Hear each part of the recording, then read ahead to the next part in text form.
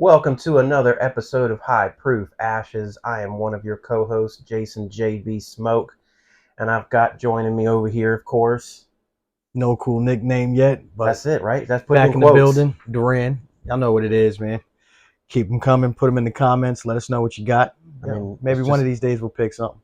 No nickname. That's it. Duran, no nickname. That's or something. I don't know. We'll see. Who knows? Who knows, man? All right. Well, we're back at it after a few weeks of kind of little hiatus, like we had. Like things happen. Well, a hiatus for us, but not for them. Sure. But we got a little busy, and so we were gonna get back at it, right? Yeah. So I agree. Back from the Barnsmoker, Drew Estate Barnsmoker, wearing the hat. Also got this shirt while I was there. Okay. Not a huge fan of. Let's say that's a Scott shirt, bro. It is, but it's a nice shirt. It's a Nike shirt. Okay. I mean, it's a nice shirt. So I was like, let me wear it. But for today we have actually a Drew Estate for you. We are going to do the Drew Estate Norteño, which has the little bird on there. This is the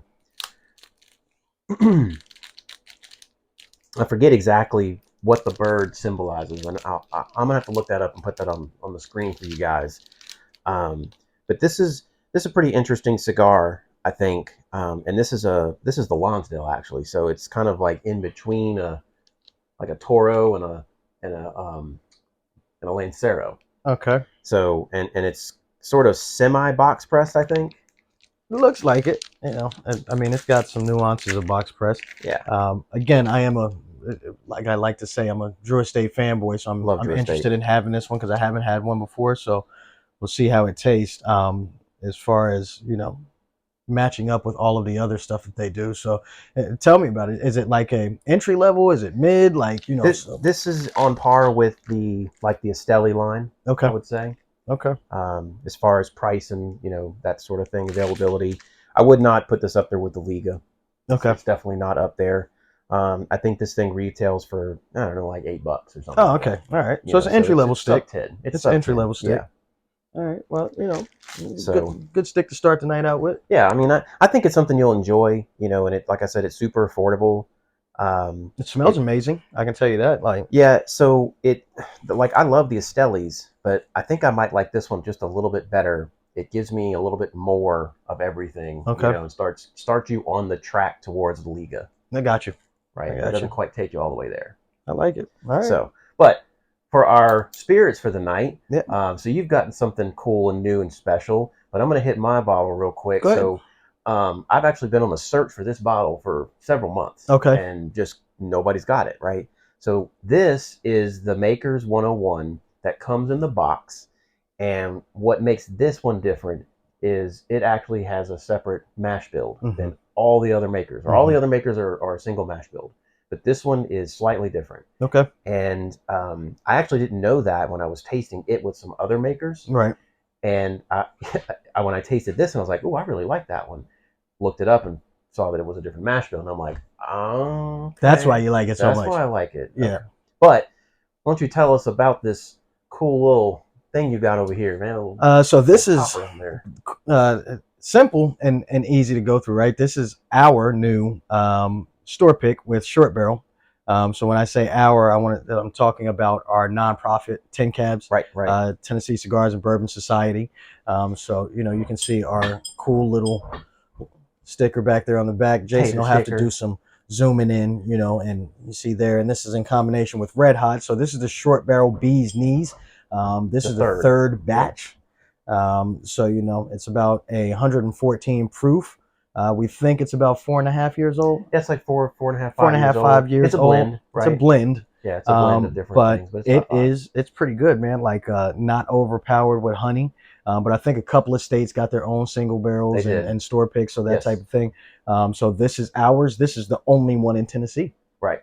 So, if you're in Tennessee, come on down to Red Hot, get you one. I think there's a few bottles left, but you can see, as always, our guy Rupin over at Red Hot is super creative with the bottle and the, with the little topper, man. Yeah, I love it, bro. It's awesome, right? We got the honey running down the top. So we're going to enjoy both of these today. Yeah, but I'm ready to get smoking. I don't know about you. No, I'm ready.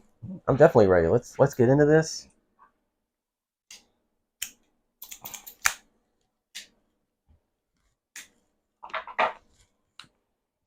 toast this foot here.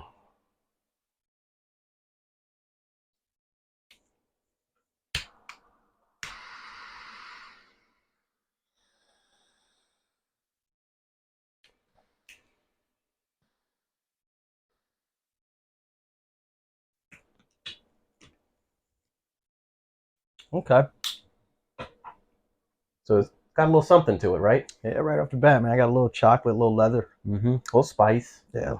I mean, it surprised me. I didn't expect it to be that right off the bat. Mm-hmm. I mean, immediately a flavor ball. That's kind of crazy. Like, this is one that I've been wanting you to smoke for some time now. And there's always been something that trumped it, every time we were doing the episode. I got you.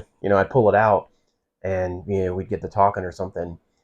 And it was like, oh, wait, no, I've got something else I want you to try, And so this has just kind of been sitting in the back burner for a while. Okay. And I think today was a good day to bust it out. Hey, I'm with it. So far, so good, man. Like I said, it is just the initial footlight, but on the initial footlight, I was quite surprised at how much flavor there was. Like, honestly, I was kind of startled. I didn't expect it to be, and it's stronger than expected. I told you it's on the road to Liga. Yeah, it's Did stronger. I not say that? Yeah, it's stronger than expected too. So okay. It jumped out immediately. Mm-hmm. So that's something I'm a fan of, for sure. Like I like the flavor profile so far. So we'll smoke down a little bit and see how we feel. Yeah, I've had a few of these when I bought the 10-pack, I think is what it was. And I have found I really like this size. It's not quite to the Lancero, so you don't have to baby it as much. Right. But you get a little bit more ratio of the wrapper. Right. And so this is pretty good. So yeah. Let's see. So speaking of Red Hot, we both are sporting our Red Hot. I don't know what these are called, man. It's not a Glencairn. It's not a Glencairn. But so I don't know if you can get this shape from somewhere. Or I'm guessing you can. So it's a weird shape. It's kind of like a Glencairn, but it's wider. I don't know. It's super wide right here. It's almost as wide as a rocks glass right here. Mm-hmm. But then it has that kind of funnel shape, shape like a Glencairn. Yeah. So the nice thing I do like about this glass is it feels like it kind of pushes everything up towards the nose. Also, I prefer it holding it. Yeah, there's definitely like a ridge for you to put your finger there. To like really give you a good old grip on it. But I got here today and I was like, hey, we're doing a Red Hot single barrel, or a pick. I was like, do you have a Red Hot glass? He was like, yeah. I was like, well, why don't we use those? Like, we do these so often. Like, we might as well use them. Yeah. So let's get into this though. Yeah. So I think I'm going to start with the 101. Okay. And then I was thinking the same thing actually. Yeah. Start there and jump up. So something that a lot of people mess up with this bottle. It's a screw top. Yeah. It's a screw top. Yeah. I got you. So, it'll fool you, but it's a screw top. So, there you go. Thank you, sir. Yeah, so sometimes these makers bottles are screw tops. You gotta be careful. But so it's not an expensive. I'm gonna grab the box here. It's not an expensive bottle. I think this was like $40 or $50. I mean, it's not an expensive bottle.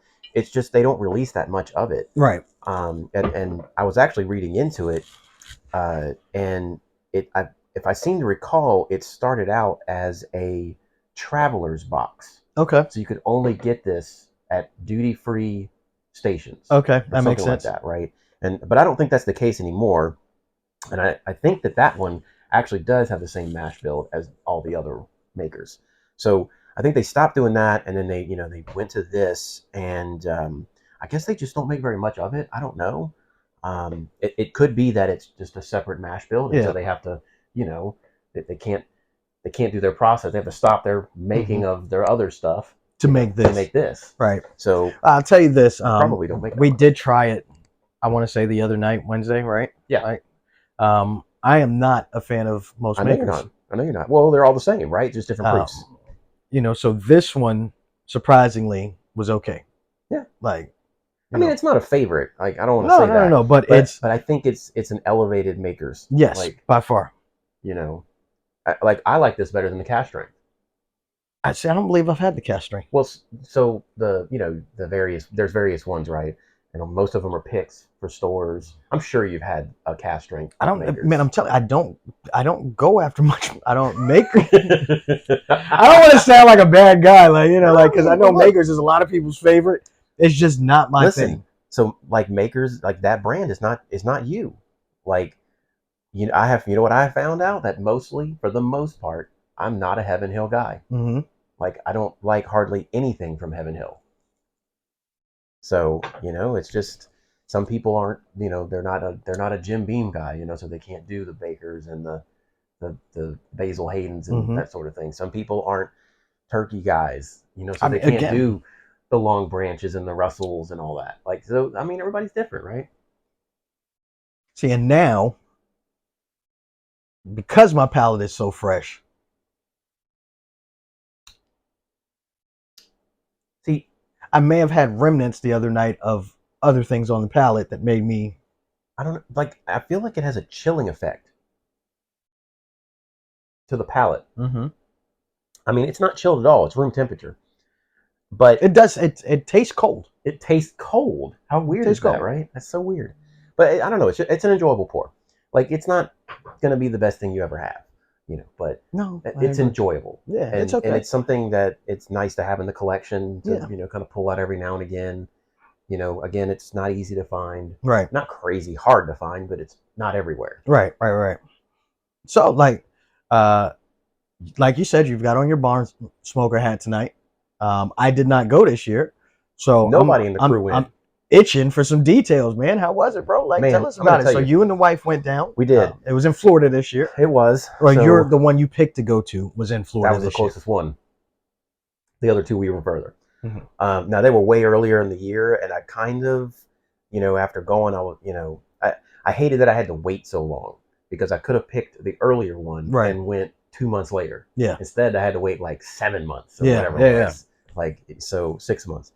So the waiting was just, it was crazy. But it was about an 8-hour drive. Mm-hmm. If you don't stop, right, other than just like gas, food, bathroom, go, right. But we made a couple of stops. That's how I got this. Mm-hmm. We kind of took our time going down there. Coming back, no stops. We just went. Yeah. It's time to get home. It's time to get home. Yeah. Like we had a rough few days. But anyway, so I will say this. Let me start by saying this. So when we went to last year's Barnsmoker, there was an official ticketed party the night before the event, mm-hmm. and then the next day was the event. We all drove up there the day of the night event, right? And by the time it was all said and done, we all agreed we should have went the day before. Yes, we should have drove up the day before, so that we didn't feel like ran so ragged. Yeah, right. As soon as we got there, and again, so the drive was not that bad, right? Mm-hmm. It was only a 4-hour drive, right? But we all like sort of half worked or whatever that day, and you know what I'm saying? Yeah. Like we didn't really like take off, and so we all said we should have went earlier. I felt the same way this time. Like, even though there wasn't an official ticketed party the night before, the drive was so much longer that by the time I got there, it was dark, and I really would have liked to go to the Drew Estate Lounge, the Corona Cigar Lounge. That's sponsored by Drew Estate, right? And just check it out. They've got a big bar and just tons of Drew Estate stuff. Like, that would have been cool. But after an 8-hour drive, I was just tired and didn't want to do a damn thing. You're like, I'm just going to the hotel. Yeah. Like, there's nothing. Like, yeah, I get it. And so I'm talking too much and let my cigar go out. So I will say that, like, it was almost the same thing this time, except, because the drive was so much longer, I couldn't do anything the day that we got there. I got you. Okay.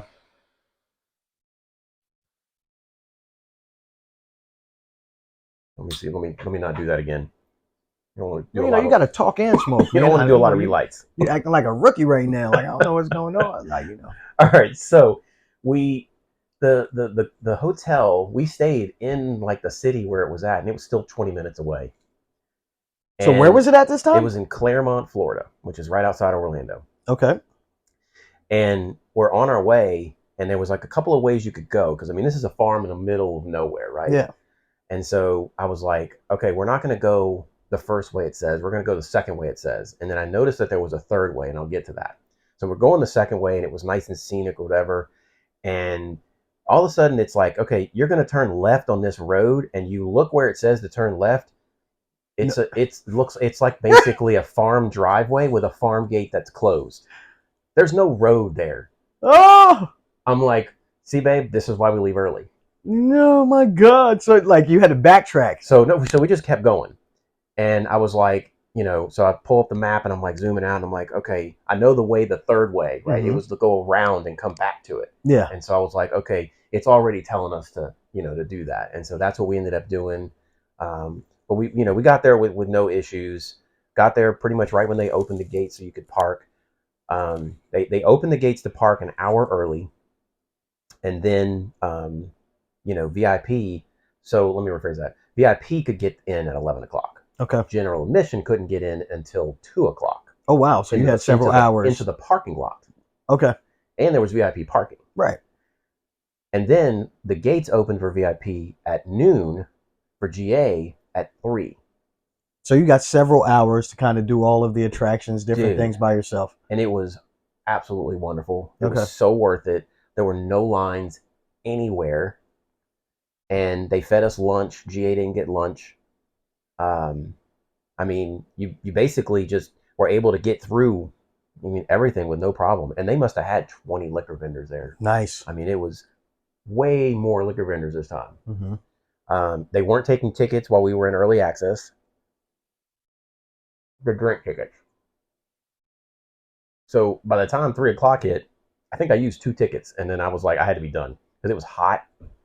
It was like 85 or something like that. And the true Jason, the JB Smoke, the alcoholic came out. So you say that, but I said no more. And I stopped drinking at like 4. Yeah, because you pounded them at yeah. Like because you wouldn't have been able to walk if you kept going. Like that's right. It would have been nasty. But I was pretty much sober by the time we left. Yeah. But it was great. From about 3 o'clock on, it was very similar to the other one that we went to. They did the raffle stuff at the end. This one was just a little bit bigger. They had a lot of the same, what do they call them, activation tents, where you go like to the Nica Rustica one or the Esteli one or this one or that one. They had a lot of the same of those again. What was different here was all those liquor vendors that you could go and do a little tasting. Okay. They had product to give away like this shirt. Right. I got another shirt. I got what's the thing that you put in the pocket of your coat? A handkerchief. Okay. So I got one of those. Okay. So I was able to got a pen, like not a writing pen, but like but the whole 3-hour thing, that was great. That was great.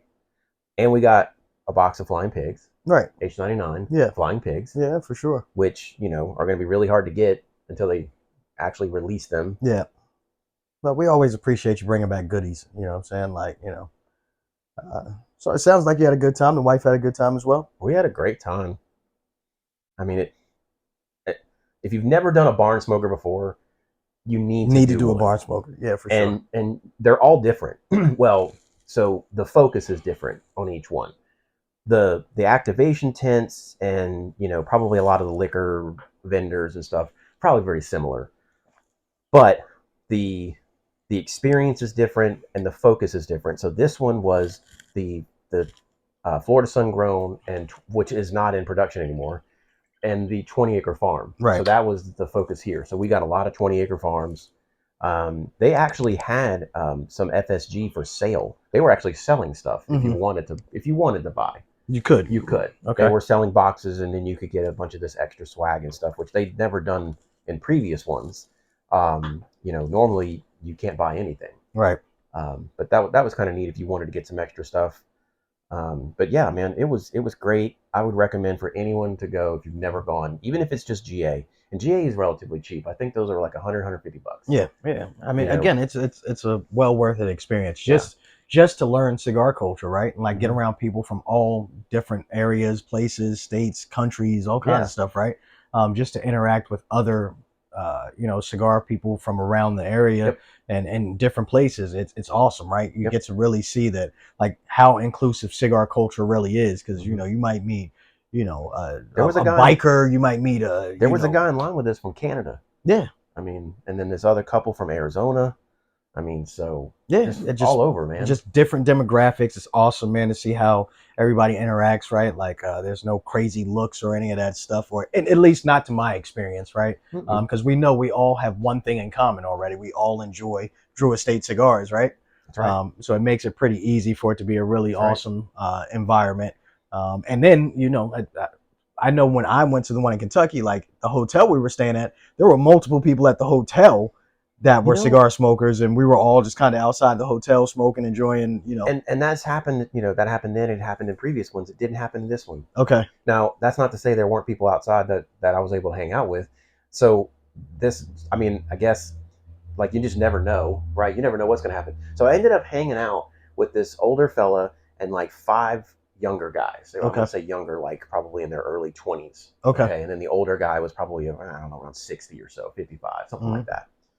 And turned out that they were all golf referees. Oh, So listen, I'm gonna go off and be like, I'm gonna show a lot of ignorance here. So they had no knowledge about bourbon. A couple of them brought something, but you know, so they had all sorts of questions for me about bourbon. Yeah. And then of course I had all sorts of questions about what's a golf ref, like.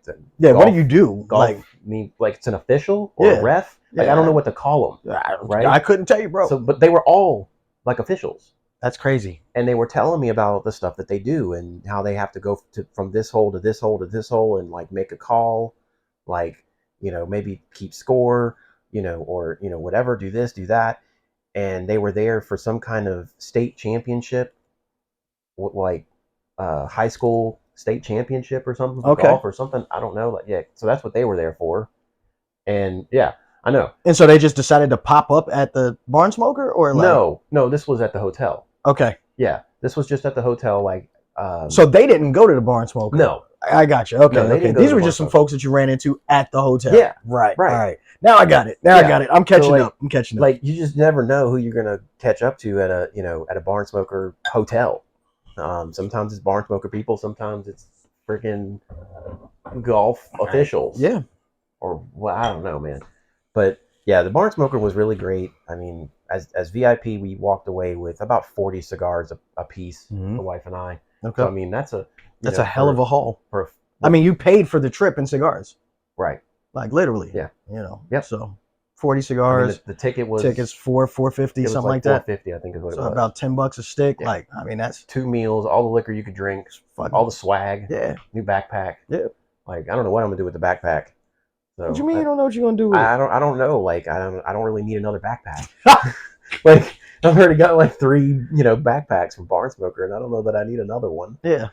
So maybe I'll sell that one. Yeah, I don't know. I know somebody's already asked you for it. Like, so somebody's already hit you for it. But that's awesome, man. Glad you had fun. Barnsmoker is always an event. If you guys haven't done it, like you said, you should definitely do it. I've done one. I'm looking forward to doing the next one. So we'll see. Supposedly they're coming back to Kentucky next year. That's which the is word. Much closer to home. So I'll probably be there for that one. So yeah. Okay. Come see. Well, I need to finish my pour. Get on to the next one. I moved on to my next joint. The Makers is cool. It's just not enough there for me. It's a good entry pour. Yeah. Good entry pour. Get the palate doing something. Prepped. Right. Get the palate doing something. Prepped and ready to go to actually drink something maybe a little higher proof. Something with a little bit more flavor. Yeah, a little flavor in it. This one smells phenomenal, right? Like, and this is a fresh crack, right? Like, this is a fresh crack bottle. So we just opened this right before we started recording. I just love that top, man. That's so cool. It's awesome, man.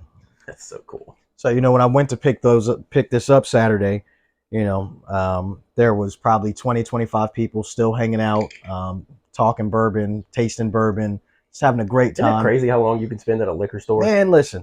When it's a store like that? Yeah, like it's awesome, So just bourbon culture in general, you know. Better win another one. That's all good, you know. I thought it was a stick on top. And I was like, damn it, Jason! Like, man, it's just a side joke. It's all good. It's all good.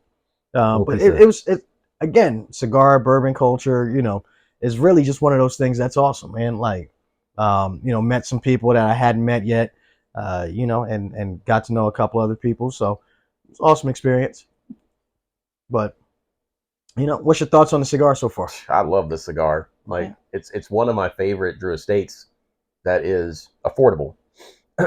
Like, I know the Estelis are great. Like, if you haven't had any of the Estelis, I think there's 3 different ones. There's the Miami, the Habano, and I can't remember the other one. And then they have the 2 Lanceros, the 2 limiteds. Right. But those are, I would say, very much medium and smooth. You know, you're not going to get a whole lot of something on the palate. This has a lot of flavor, but not overly strong. Like, you know, we had that pre-production M81. Yeah, that motherfucker was just strong. It's just strong, right? Now, I got some M81s from the Barnsmoker, and I've had one. Now, I'm going to say the stuff from the Barnsmoker, even though I smoked a lot of this, I smoked stuff that I got while I was there, right? But you really don't want to do too much of that, because I honestly don't think they're humidified. Right? Yeah, you want to bring them home and let them get right in the humidor. Like, they, you know, they've got them on a table in a mazo, right? And they're just pulling them out of a mazo. Yeah. Like, and who knows where they were before that? Yeah. You know, so you really want to get them home, get them in your humidor, let them sit there for a couple of weeks before you dive into, you know, into them. But anyway, so just like comparing it to that pre-production, you know, and then also maybe comparing it to one of the Ligas, like, you can tell this is definitely below a Liga. Okay. Like, there's no question. Yeah. At least in my mind, there's not.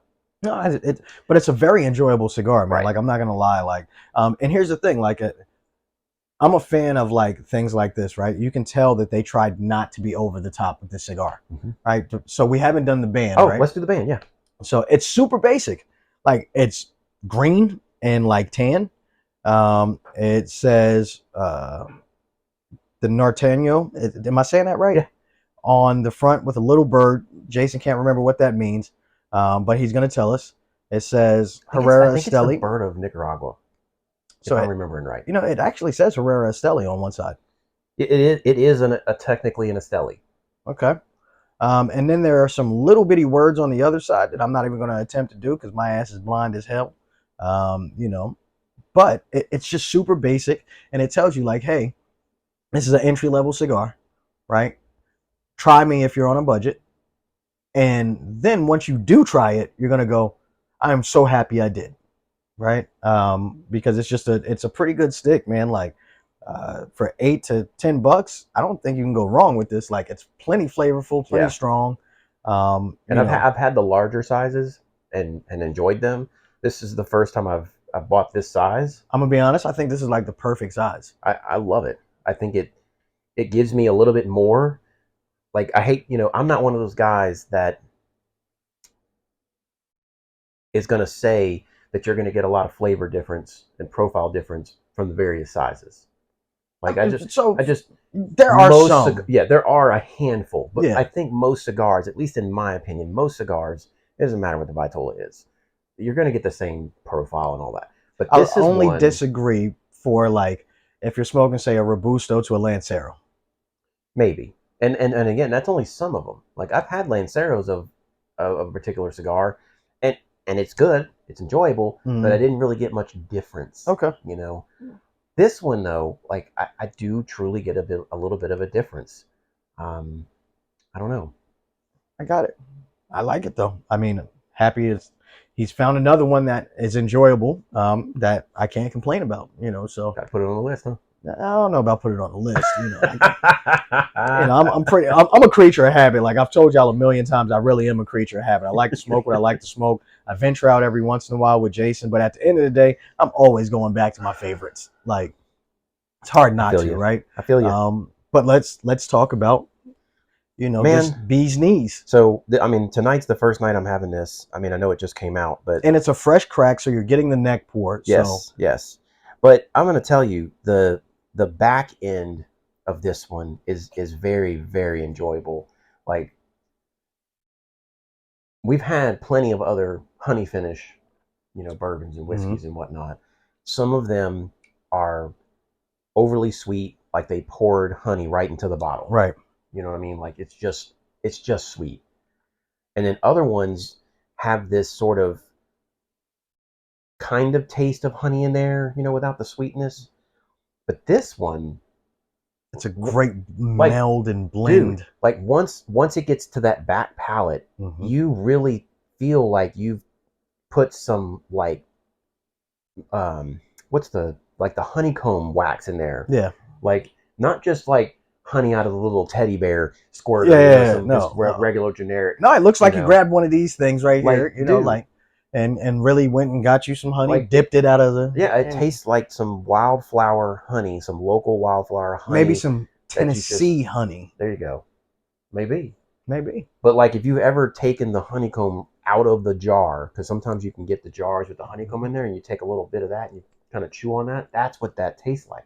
That's some real Southern shit right there. I know. I'm a city boy, so I've been in the South for quite some time, but I've never done that. Like, I've never taken the honeycomb out of the jar and chewed on it. Like, really? No, bro. Oh, man, you got to do that. Come on now.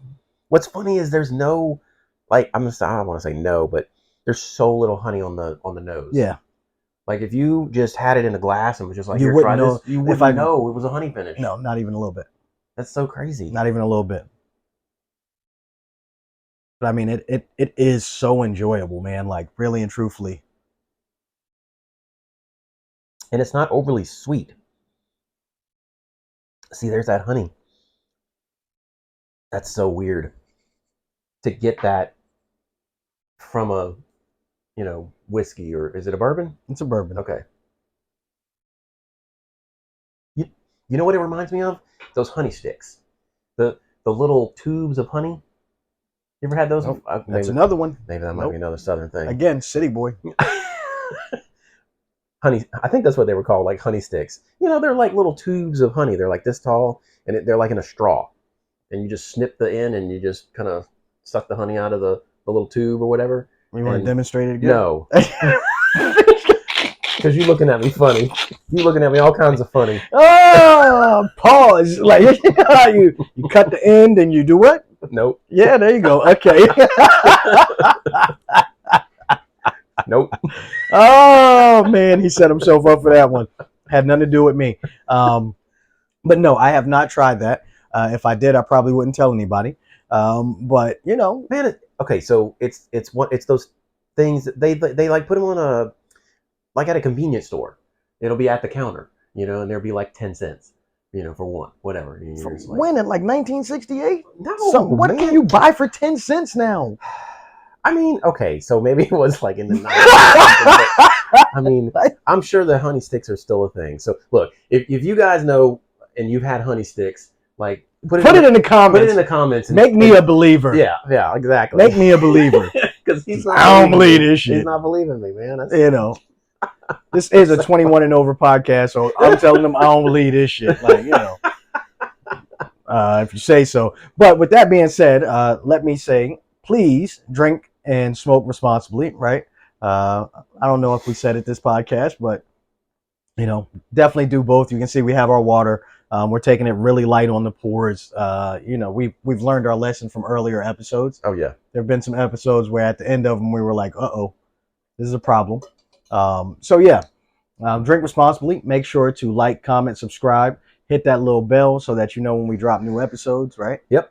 And definitely. We got some new stuff coming down the line. We got some guests coming. I got some stuff I want to try. We're gonna find out, like, if you're down to see, how good your palate is and all that. So like, we're gonna do some blind tastings and some stuff. Hey, I've never done a blind tasting, so so it won't be completely so we've blind. Done like mystery bottles, right? So not mystery bottle, but it's gonna be like, all right, we're gonna sit 3 bottles up here. We're gonna have 3 glasses, not labeled.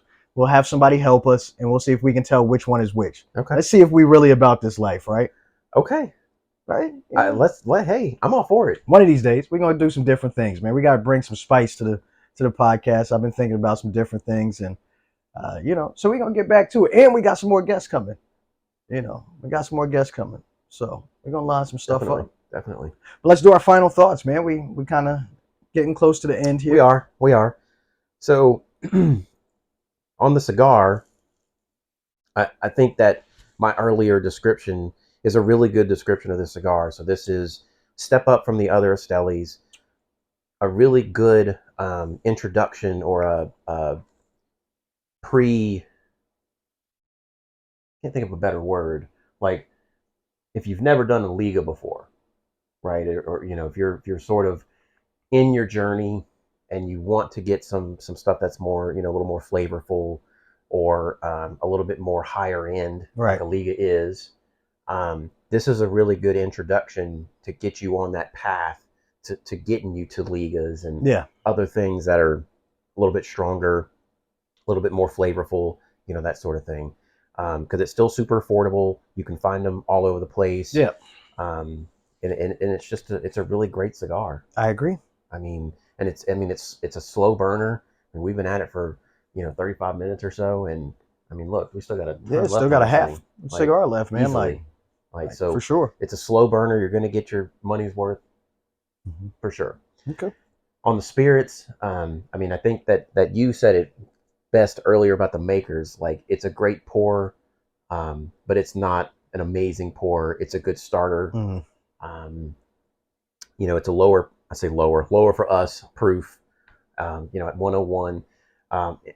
Makers has a what is it, an 86 proof, I think is their standard fare. So not knocking on it. I mean, there's a ton of people who buy it. They love it. That's their thing. Yeah. But the bee's knees, man, that thing is something special. Like, I can't get enough of the back end of that. Yeah. Like, I love it. I think it's great. Yeah. So if you're anywhere in this area and you want to try something different, even if you don't think that you like a honey finish, I think this one might change your mind. Yeah, I think so too. I think it might change your mind. But how about you?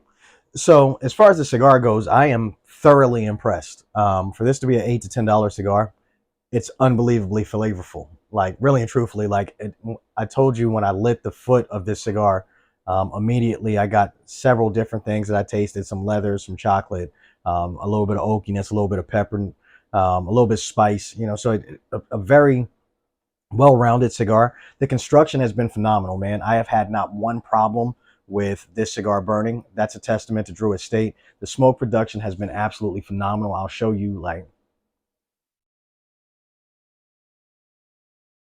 you can see, it just, plenty of smoke. Great combustion. Phenomenal combustion. Right. There's no fight in this cigar. So that's just a testament to what Drew Estate does. So great job on that. As far as the spirits go, the makers is not my thing. I'll be completely honest, right? Yeah, sure. I've tried to become more and more of a fan of makers. It just doesn't work for me.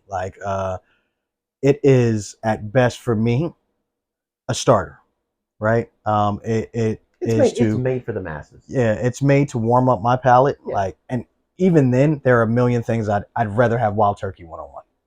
I can't disagree with you there. I definitely prefer the Turkey 101. Yeah, I would just rather have that. Yeah. This is, if I had to have makers, I would much rather have this. That one. Right. Period. Without a shadow of a doubt. Yeah, you won't see me with any other makers. Yeah, no. As far as the bee's knees, Bourbon Commander, you did it again. Right. Went and picked another one that knocks it out of the park. The flavor profile on that is just amazing. Great bourbon with a nice honey finish. It's not overpowering, not oversweet. Just really well-rounded and balanced. And enough proof to really pull out the flavor on it. So great job. Makes me want to try the other ones from the other states. Yeah, for sure. See how different they are. For sure. Yeah. But that's all I've got, man. I think, we've given you everything we need to, right? Yeah. We're just going to hang out and finish our cigar. All right, man. Well, y'all know what it is. Welcome to another episode of High Proof Ashes. I hope that you'll join us on the next one. I am Duran, no cool nickname. And to my left, I am Jason JB Smoke. And we'll catch you on the next one. See you later.